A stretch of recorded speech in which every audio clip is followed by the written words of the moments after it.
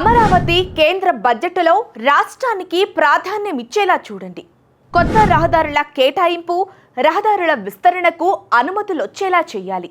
రాష్ట్ర పరిస్థితిని వివరించి రాష్ట్రాభివృద్ధికి నిధులు, ప్రాజెక్టులు తీసుకురావాలి. టీడీపీ పార్లమెంటరీ పార్టీ సమావేశంలో ఎంపీలకి ముఖ్యమంత్రి చంద్రబాబు దిశానిర్దేశం. కేంద్ర బడ్జెట్లో రాష్ట్రానికి ప్రాధాన్యం ఇచ్చేలా, రాష్ట్రంలోని ప్రాజెక్టులకు అవసరమైనన్ని నిధులు కేటాయించేలా చూడాలని టీడీపీ ఎంపీలకు ముఖ్యమంత్రి చంద్రబాబు నాయుడు సూచించారు. ఫిబ్రవరి 1వ తేదీన కేంద్ర బడ్జెట్ ప్రవేశపెట్టనున్న నేపథ్యంలో మంగళవారం ఉండవల్లి నివాసంలో చంద్రబాబు తెలుగుదేశం పార్లమెంటరీ పార్టీ సమావేశాన్ని నిర్వహించారు.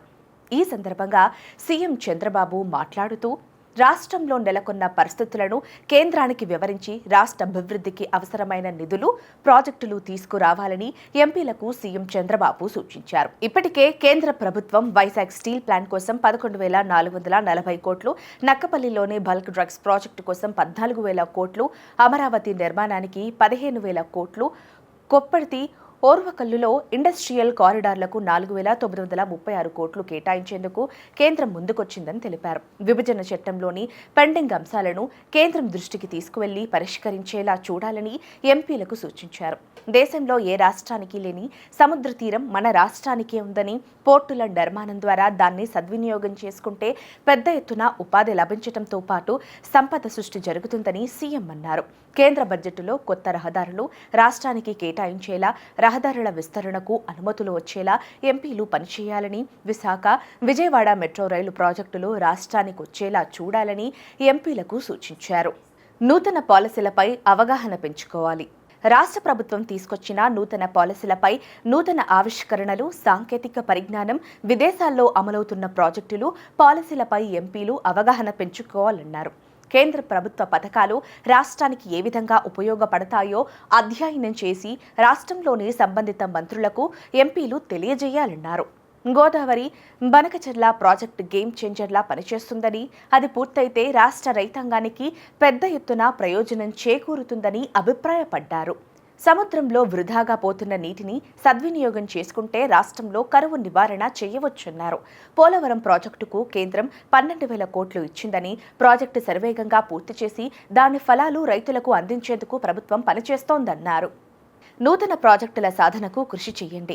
రైల్వే ప్రాజెక్టులపై ఎంపీలు ప్రత్యేక దృష్టి పెట్టాలని, పెండింగ్ ప్రాజెక్టులకు నిధుల కేటాయింపులతో పాటు నూతన ప్రాజెక్టులు వచ్చేలా చూడాలని సీఎం సూచించారు. నడికుడి శ్రీకాళహస్తి రైల్వే లైన్, రేణిగుంట, గూడూరు, కోటపల్లి, నర్సాపూర్, అలాగే కడప, బెంగళూరు తదితర ప్రాజెక్టులు త్వరితగతిన పూర్తి చేసేలా బడ్జెట్లో అవసరమైనన్ని నిధులు కేటాయించేలా చూడాలని ఎంపీలకు చంద్రబాబు తెలిపారు.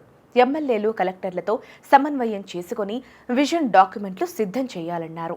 ఎమ్మెల్యేలతో, నియోజకవర్గ నేతలతో సమన్వయం చేసుకోవాలని, కలిసికట్టుగా పార్టీ కార్యక్రమాలు నిర్వహించాలని తెలిపారు. ఉపాధి హామీ వంటి పథకాలకు అనుమతులిచ్చే సమయంలో తప్పనిసరిగా స్థానిక ఎమ్మెల్యేలతో సంప్రదించి కేటాయించాలని ఎంపీలకు చంద్రబాబు సూచించారు. సీఎస్ఆర్ నిధులు ఖర్చు చేసేటప్పుడు జీఎస్టీ లేకుండా చూడాలని కేంద్ర మంత్రి పెమ్మసాని చంద్రశేఖర్ ప్రస్తావించగా సీఎం చంద్రబాబు సానుకూలంగా స్పందించారు.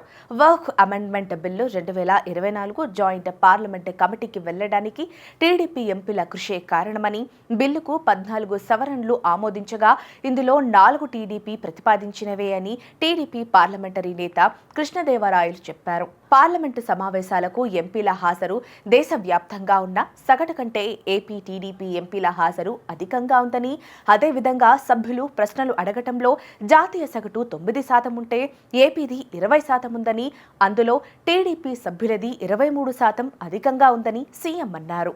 పార్లమెంటు నియోజకవర్గాల్లో, గ్రామాల్లో నెలకొన్న సమస్యలపై పార్లమెంటులో లేవనెత్తి పరిష్కారానికి చర్యలు తీసుకోవాలని సీఎం సూచించారు. ఈ సమావేశంలో ఎంపీలతో పాటు మంత్రి నారా లోకేష్ పాల్గొన్నారు.